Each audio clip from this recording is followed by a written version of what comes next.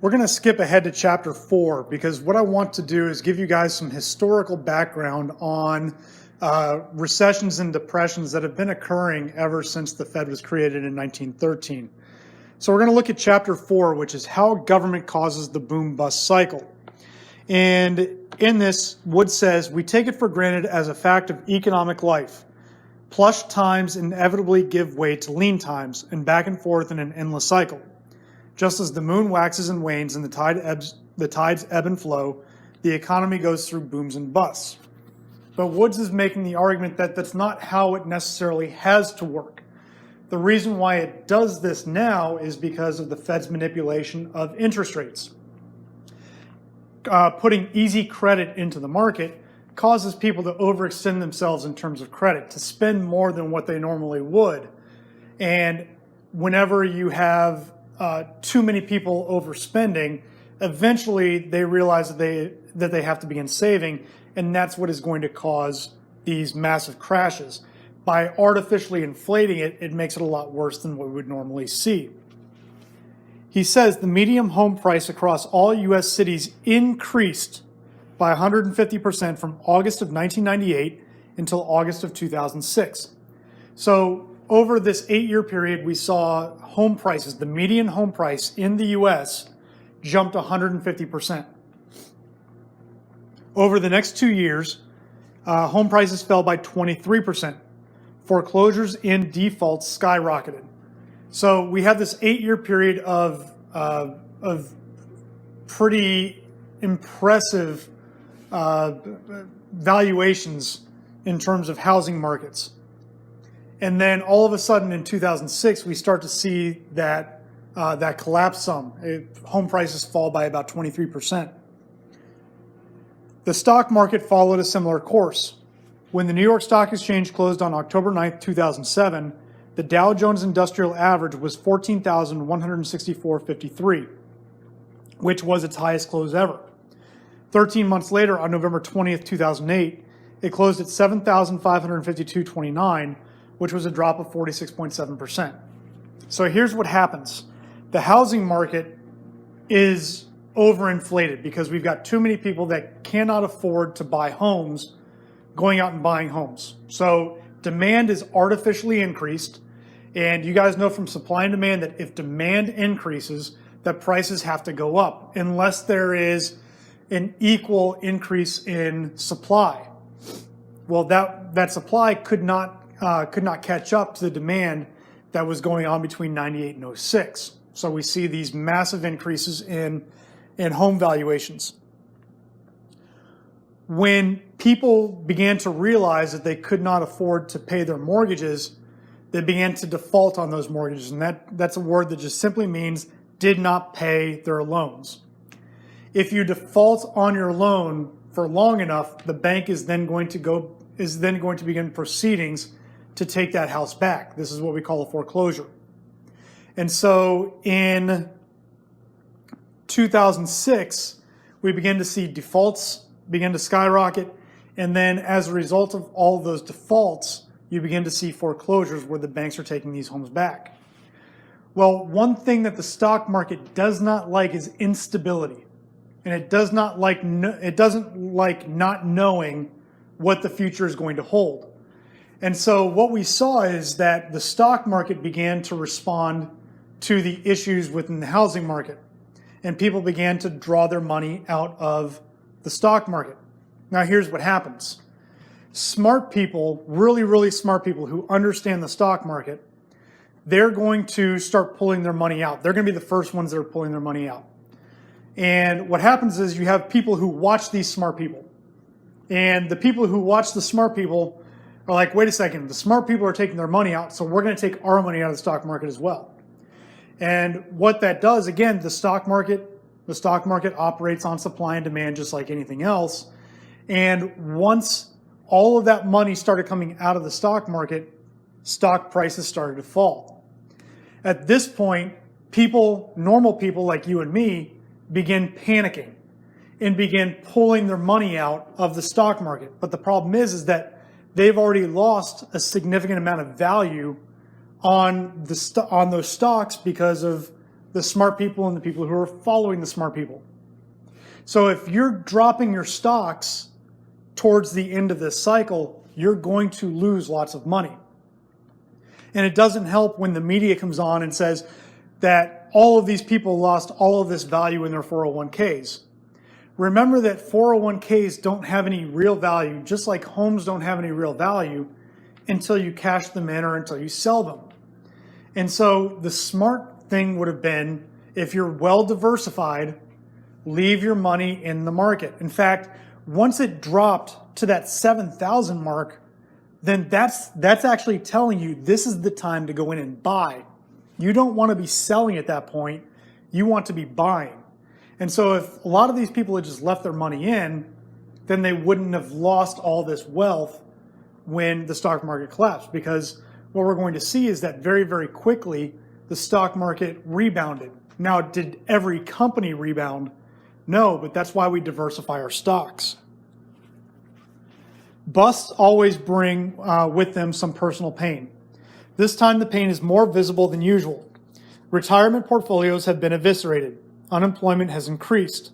By November 2008, unemployment was up to 6.7%.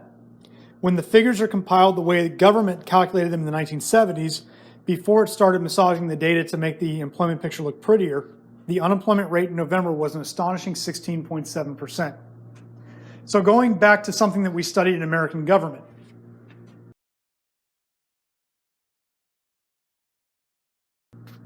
the government has multiple ways of calculating the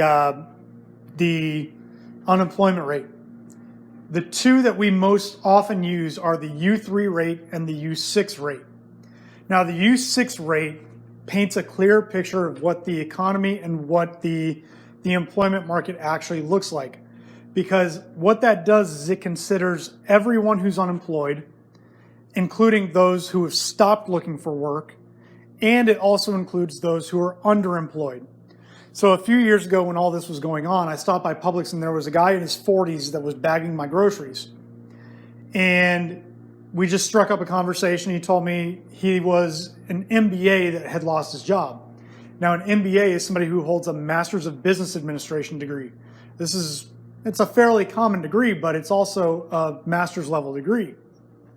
And so he had just gone out to look for any work that he could get just to make sure that he had some income. And so, I looked at him and said, don't worry, you're going to be running this place pretty soon, because this is somebody that you want to hire, somebody that understands that even in the worst situation, you've got to go out and you've got to find a way of making money in order to keep paying the rent or to keep food on the table. Well, he is what we would call underemployed. He was doing work that was beneath his education or skill level. And so the U6 rate takes this into account. The U3 rate is now the government's preferred method of calculating unemployment. And the reason why they use the U3 rate is because it only considers those people who are still looking for work to be unemployed. So you could have a whole pool of people who have just become so frustrated and given up looking for work, they are no longer going to be counted in that unemployment rate. And so what it does is it severely undercounts the actual unemployment rate. So if we're being told that the unemployment is 6.7%, you can be sure that it's actually probably much higher than that. And again, the reason why we do this is because politicians, specifically the ones who control the majority of Congress, and really the party that controls the presidency, they want those unemployment numbers to look as good as they possibly can. And that's either done for re-election or to make sure that the guy who is going to be running for that office in the next election is running on a good economy, because people tend to vote with their wallets. So we use that U3 rate, but it tends to really undercount the actual unemployment.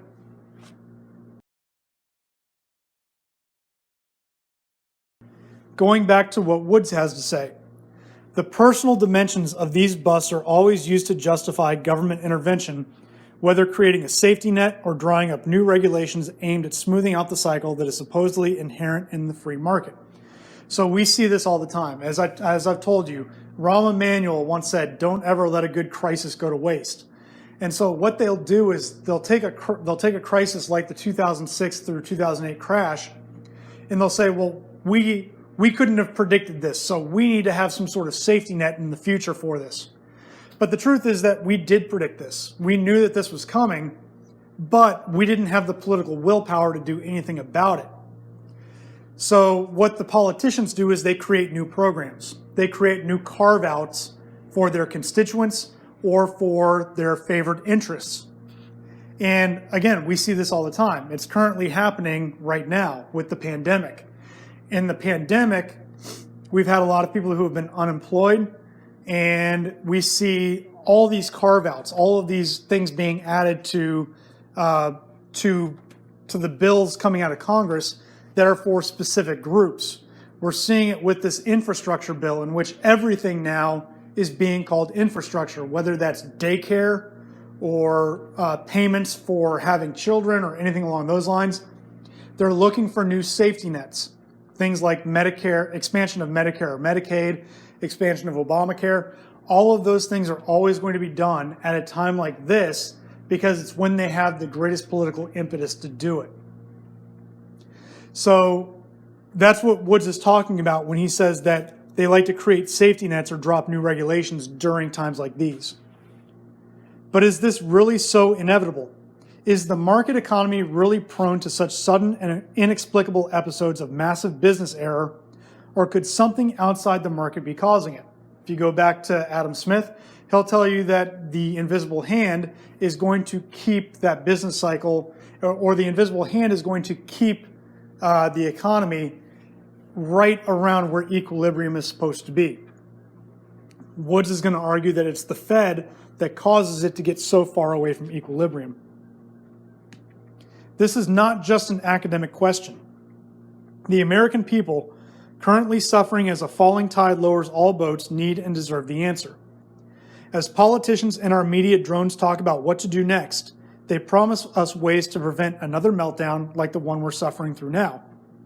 If they're going to come close to succeeding, they need to understand the causes of the business cycle. What causes these violent swings? If politicians are thorough and honest in seeking out a culprit, they aren't going to be pleased with what they find at the end of the trail of crumbs. It's not capitalism. It's not greed. It's not deregulation.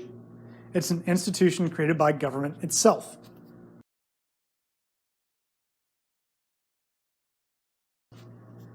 No one is surprised when a business has to close its doors. Businesses come and go all the time. Entrepreneurs are not infallible, and they sometimes make poor forecasts of consumer demand. So infallible means unable to make a mistake. Of course, people who run businesses make mistakes all the time. And sometimes the mistakes that they make are so flagrant or so bad that they end up causing the business to go under. And sometimes there are things that are outside of the business owner's hands that he cannot control that causes the business to go under. They may have miscalculated their cost of production, failed to anticipate the pattern of consumer tastes, underestimated the resources necessary to comply with ever-changing government regulation, or made any number of other errors. Business failure is the inevitable consequence of our inability to know the future with certainty. So a business owner doesn't know that we're about to go into a recession. A business owner doesn't know that he's opening a restaurant and a pandemic is going to start a month later, causing him to have no customers. We can't predict the future. We just try to do the best that we can to cope with it. But when a great many businesses all at once suffer losses or have to close, that should surprise us. Losses suffered in a single business are one thing. Again, no one has perfect foresight. But why should so many businessmen make errors all at once? The market gradually weeds out business owners who do a poor job as stewards of capital and forecasters of consumer demand by punishing them with losses, and if their inefficiency persists, driving them out of business altogether. This is what we call survival of the fittest, or economic Darwinism.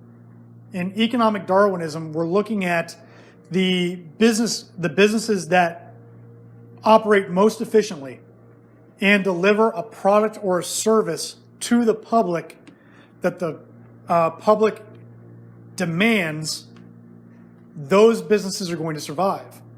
The ones that are inefficient or that try to deliver a product that people don't want, they are going to fail, and they should fail because they are taking up resources that could be used by more efficient businesses. Because remember, all resources are scarce. And the more people that we have trying to use up those resources, the greater the cost of the resources is going to be, especially for those companies that are using those resources efficiently. Their costs are going to go up because other people don't know how to use them. So we should want to see businesses that are not very good go under. British economist, so why should businessmen, even those well-established and who have passed the market test year after year, suddenly all make the same kind of error? British economist Lionel Robbins argued that this cluster of errors, as he called it, demanded explanation. Why should the leaders of business in the various industries producing producers' goods make errors of judgment at the same time and in the same direction? We call this pattern of apparent business prosperity followed by general business depression the business cycle, the trade cycle, or the boom-bust cycle. Does it have a cause, or is it, as Karl Marx tried to argue, an inherent feature of the market economy? This question matters today because the Obama administration has ridden into town blaming deregulation and the market itself for the meltdown and promising the usual government solutions. To prevent another painful bust, we need to know what set us up for this one. We need to uncover what drives the business cycle. One clue lies in the historical fact that busts are especially severe in capital goods industries, which are raw materials, construction, capital equipment, and the like, and relatively mild in the consumer goods sector, pencils, hats, picture frames. So what we see is that these recessions that we go through, the depressions that we go through, tend to hit the capital goods industries or the business to business industries the most. We call business to business B2B. So it's a business that is making goods that another business is going to use to make their goods. So if you think about a pencil maker is going to need machinery, and the pencil maker is going to need wood, they're going to need graphite, they're going to need rubber, and they're going to need metal in order to make their pencils. All of those things are raw materials, and then the capital goods would be the machinery, would also be the machinery that is used to make the pencils. The people who are making or producing those raw goods, they're the ones that are going to be hit the hardest. The ones that are not going to be hit as hard are the ones that are selling business to consumer or B2C. And so Woods is asking, why are we seeing so much discombobulation within the capital goods markets? Put another way, things consumers actually buy don't suffer from busts as much as do things produced in the higher order stages of production, farther removed from finished consumer goods. Why should this be?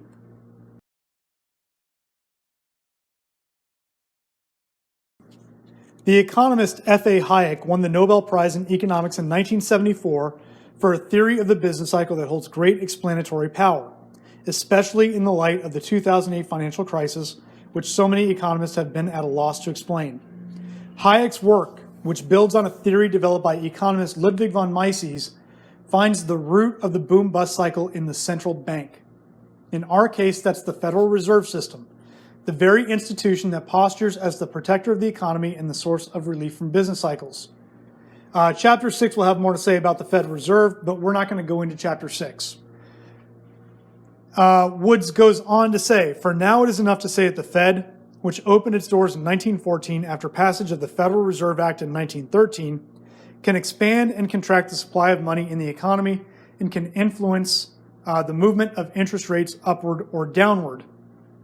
Looking at the money supply makes sense when looking for the root of an economy-wide problem. After all, money is the one thing present in all corners of the market, as Lionel Robbins pointed out in his 1934 book, The Great Depression. Is it not probable, he asked, that disturbances affecting many lines of industry at once will be found to have monetary causes? In particular, the culprit turns out to be the central bank's interference with interest rates. Interest rates are like a price. Borrowed money or loan capital is a good, and you pay a price to borrow it. So interest rates should act just like any other price based on supply and demand. The more demand there is, the higher the interest rates go. The lower the demand there is, the lower the interest rates go. But this is not the way it works because of government intervention through the Fed. When you put money in a savings account or buy a bond, you are the lender. And so the interest rate you earn is the price you're being paid for your money. As with all goods, the supply of loanable funds sometimes goes up and down. And on the other hand, demand for loanable funds goes up and down. The supply and demand determine the price. If more families are saving more or more banks are lending, borrowers don't have to pay as much to borrow. Interest rates go down. If there's a rush to borrow or a dearth of loanable funds, interest rates go up. That's what happens in a free market where supply and demand set the price. There are some results of this dynamic, not obvious at first, that contribute to a healthy economy. Let's start with the case in which people are saving more, thus increasing the supply of lending capital and lowering interest rates. From a business's perspective, low interest rates provide an opportunity to engage in long-term projects that would not pay off under higher interest rates.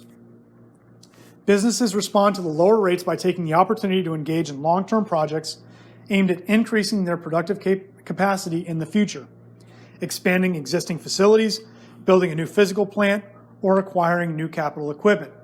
So what this means, let's use the resort as an example. We know that we've gone through the 2008 crisis, and we've also gone through the pandemic here. If we had a market that was completely free, where the interest rates were allowed to fluctuate up and down based on supply and demand, then what would happen is during this pandemic and during that 2008 recession, you should start to see the general public putting money away because there are times of uncertainty, and we may have run up large amounts of debt in the preceding years as well. What this means is that banks have more cash on hand to loan, which means interest rates are going to be lower. Now, if people are not using that money to go on vacation, to come to a resort like ours, then what might happen is this. That is going to tell the resort, hey, this is now a good time, since interest rates are low, to borrow money to go and make capital improvements. So if rooms need to be updated, go and update the rooms. If buildings need a fresh coat of paint, or if you need new roofs on the buildings, now is a good time to do it because you're getting cheap money because the interest rates are low.